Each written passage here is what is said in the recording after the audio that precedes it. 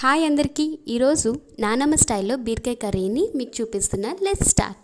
బీరకాయల్ని సన్నగా తరిగి పక్కన పెట్టుకున్నాను. ఇక్కడైతే నేను కుక్కర్ని యూజ్ చేస్తున్నాను. కుక్కర్లో 2 నుంచి 3 టేబుల్ స్పూన్ నూనె వేసుకొని ఆవాలు, మినపప్పు, జీలకర్ర వేసుకున్నాను. మా నానమ్మ మెయిన్ ఇంగ్రీడియంట్ వచ్చేసి వెల్లుల్లి లేనిదే కూర కాదు.